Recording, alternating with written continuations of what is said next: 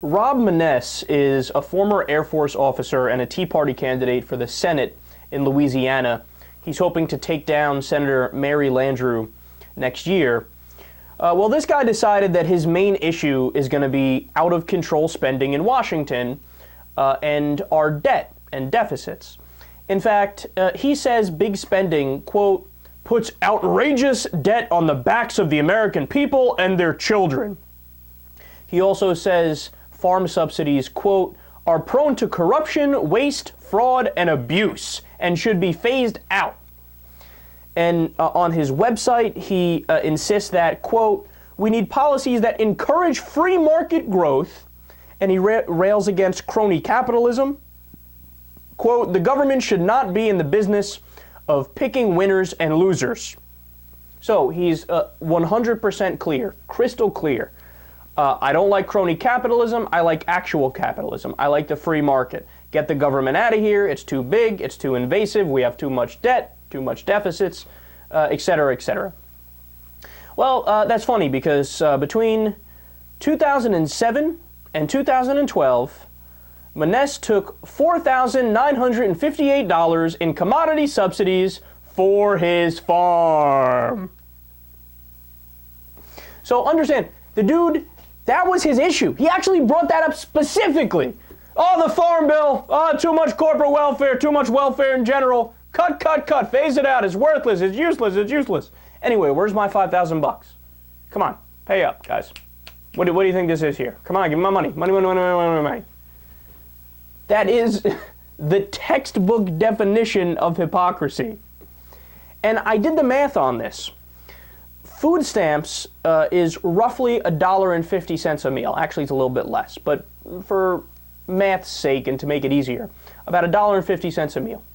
So if all that money, the money that Maness got, went to help the hungry instead of his farm, it would have bought about 3,300 meals.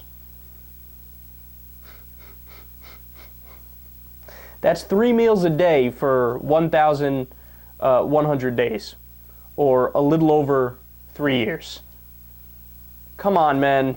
Come on. And this guy's going to complain about big government when he's sucking off the teat of big government like this. And look, they're all hypocrites, man. It's not just him, but he's the one from today, so that's why I wanted to talk about him. But to give you other examples, there are so many Republicans in the House that are against big spending and welfare, but they take welfare for their farms. Mac Thornberry, he got over $29,000 in corporate welfare for his farm. Frank Lucas, $40,000. Marlin Stutzman, $196,000. Robert Adelhort, $207,000 in corporate welfare for his farm. And by the way, I could sit here and read out quotes from every single one of these guys where they say, oh, we got to stop this big spending. Oh, we got to stop this welfare. This is unfortunate. This is terrible. Get rid of it. Cut, cut, cut, cut, cut. Except for my stuff. Don't cut my stuff. I haven't even gotten to the worst ones yet. Kristi Noem, $503,000 in corporate welfare. Vicky Hartzler, $516,000 for her farm. Doug LaMalfa, $1.71 million in corporate welfare. And the big whompers at the end here, Stephen Fincher took $3.4 million in corporate welfare for his farm, all the while talking about how welfare is terrible and immoral and we need to cut it. I actually did the math on that one too, of Stephen Fincher. So again, he got $3.4 million in corporate welfare. If you took that and put it towards food stamps, you can buy about 2,266,000 meals. That's just the money that went to one person's farm. You could have taken all that money, 2,266,000 meals. Oh, God, our priorities are fucked up, man. And God, these guys are such hypocrites.